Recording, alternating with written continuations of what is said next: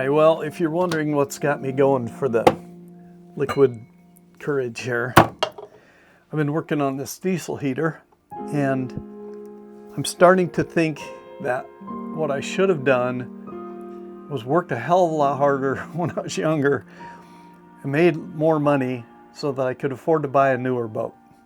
But I'm stuck with what I got. So we're letting this breathe for just a minute and I'll tell you what's going on.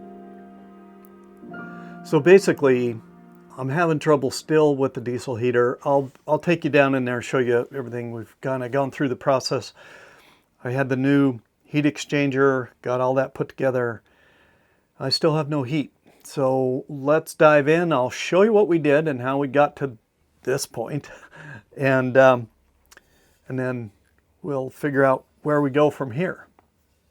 All right, well, I'm back here on the boat, and today I'm going to work on taking some of the parts that need to come off of the old Webasto heat exchanger here and getting them onto the new one. So I've got the thermostat and the switch, or the relay, I think, that controls this thing. That's got to come off the old one, go onto the new one. I've got the rubber bushings on the bottom that have got to come off and get moved over. And then for the plumbing, they sent me these connectors that have to screw onto the new one so we can hook our hose up to this thing. So I got a bit of work to do to get this ready to go. So let's dive in and do a little work.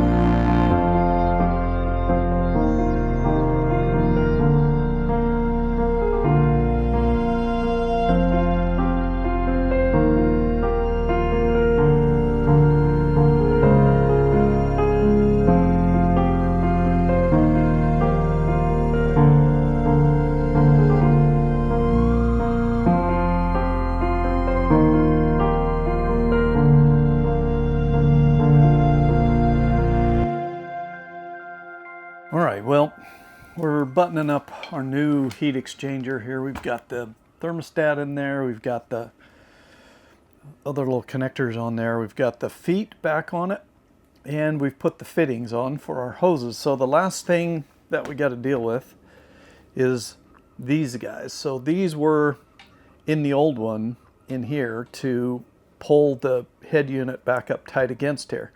And I don't know how well you'll be able to see this, but it looks like this was a fitting where this pin was pressed into this thing, and I can't get it out of there. So I'm trying to figure out some other way to button this thing up, and what I've come up with is went to West Marine and I got a couple of eye bolts and some short bolts to go through here to kind of bolt this thing in place. So what I'm hoping is that that will give me what I need to basically replace this.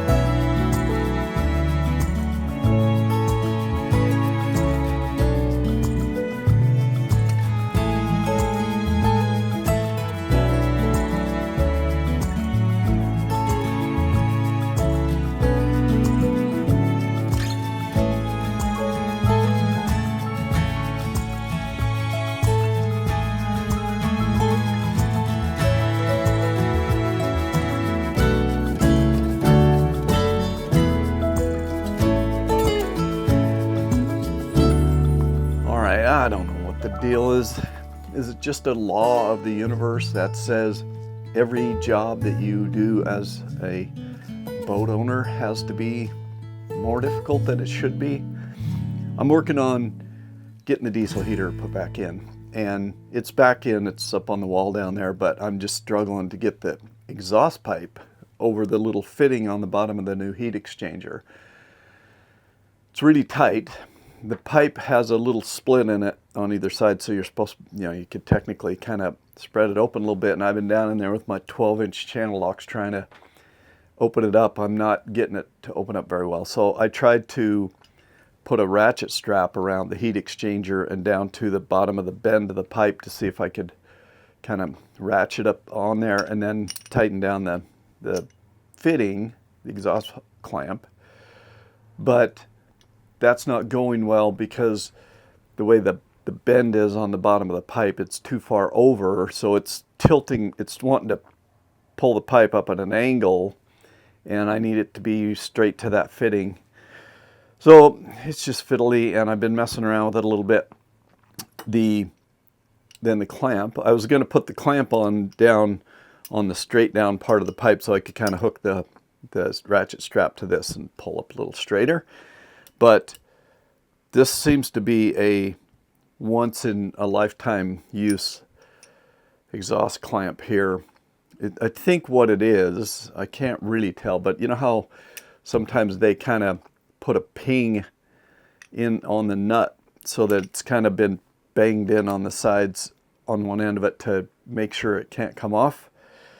It's the only thing I can figure is I can't get that to go anymore. I got one side off and it looks like it kind of even stripped the threads a little bit, and the other side is now locked in place. And I was down there last night wrenching on it, just break, I know it's what you're gonna do, just break and get done with it. So anyway, I ran into town. I went to auto parts store. I got me a couple new clamps, and I did also get a little straight tube adapter here that might, and I say might, be able to go over the outside of both and get it. I don't really have a ton of faith this is going to work, but it was like $4, so I bought it. Then the guy at the counter, when he was ringing me up, was like, "Are we going to see you again?" He said, "You know how exhaust jobs go?" And I was like, no, I got it. And then I started thinking, no, I'm not sure I got it. So maybe he is going to see me again. Anyway, I'm frustrated as hell with that job, and so I'm not going to work on it right now. What I'm going to do is I'm going to turn my attention to replacing the vacuum flush system with the macerator toilet. And I promised I wasn't going to make you watch me, so I'm not going to make you watch me. I've got all my personal protective equipment. I've got heavy-duty nylon black, gloves. In fact, I got them. They're called Venom Steel rip-resistant industrial gloves. Disposable nitrate, 70% thicker, and they have a white inner layer that shows if they're ripping. I'm not that sure I'm going to be that at risk of needing those, but then I did get a little thing to breathe. So I'll be back and let you know how this goes. What I bought was the new toilet, and I did a Dometic toilet. It's got stainless steel macerator in it, and then 15 feet of hose. I'll just need one straight hose from the toilet to the holding tank now, and so I'm just going to tear in and we'll see how that job goes. If that goes as well as putting this diesel heater back in, you might see me back in Utah with a for sale sign on this son of a bitch. I don't know. I'm just a little frustrated today. It seems like it's been kind of an uphill slog on this stuff. I did make it to S3 Maritime and picked up my extensions for the thrusters to bolt to the swim platform. So I've got all that. So I'm gonna do this job first, then turn my attention to the thrusters after I get this exhaust system for the diesel heater figured out. And it's really close. I mean, it's close to being done. It's all kind of hooked back up there. All I need to do is hook the hoses back on and whatnot. So it's not going that bad. It's just frustrating when you get one of those things that, you know, you just have there's very little leverage because you're down in there sitting on the floor in this little short space, and you know the tube is just very thick and stout, and it won't open up a little bit. If it just opened up a little bit so it'd slip over that thing, then I could tighten it back down to the clamp and we'd be golden, but it won't. So it's just a little frustrating. But if you've worked on boats before, I know you probably know what I'm talking about, and you're sitting out there going, oh, stop your whining, just get on with it. So stopping my whining, I'm getting on with it. Well, we are down here in the engine compartment, and I thought I had the diesel heater all buttoned up. So I'm going to show you what we've got here. Hang on, you got to take a little spin around here, so stand by. All right, so got the thing back on the wall, lit it up, tested out. It seemed to be working okay, but I want to tell you what I think has happened. Up here on the top, there's this little nipple that you can back off to let the air out of the top of the heat exchanger here. And the first time I hooked my hoses back up, I opened up my valves. I had both these valves turned off. I opened them up. I opened this up, bubbled a lot of bubbles out. I closed it, turned the thing on, pump turned on, the furnace lit. I ran it for a second, shut it back off, came down, opened it up, more air came out, and I repeated that 2 or 3 times. But the last time around, I didn't feel like I was still getting any hot air or hot water out of these yet. I could feel them. They didn't feel very hot, but I got a fair amount of air out of there the last time I still tried to bleed that thing out. Now, in here, in this little fitting here, is this little, I think that's the over temperature switch that if that gets too hot, that shuts off our fuel flow. You can see that little brass dude right there is screwed down into the heat exchanger. And I'm just worried that if I had an air pocket at the top of this thing, that maybe that thing did get too hot and has maybe failed and won't let any fuel come on, because right now the thing won't light. So the furnace is turning on, cycling through. When the arc happens in there, you can hear the fan kind of pull down as that extra voltage gets used up to arc that thing, but nothing's happening. It does that a couple of times, and then eventually it'll just shut back off again. So we're in a condition right now where we're not getting anything to light, and I really didn't make any changes since the last time it lit as I was putting it all back together here, except, I buttoned everything up. I put my insulation back on, I cable tied up the cables out of the way. I've checked all my connections. Everything's tight. I don't really think I pulled a cable out or a electrical wire out, but I've checked those. And again, it doesn't seem like I have. So my question for the guys at Sure Marine tomorrow will be, how likely is it that maybe I did damage that little thermostatic sender in there, and maybe if it's failed, then it thinks that we've overheated, and its job is, as I understand it from the manuals, in an overheat condition, it shuts the fuel supply off immediately. So that appears to be where we're at with what we've got going on here, as near as I can diagnose the thing without knowing what else to do. I mean, there is a little LCD display on this little control panel here, but it appears to be dead.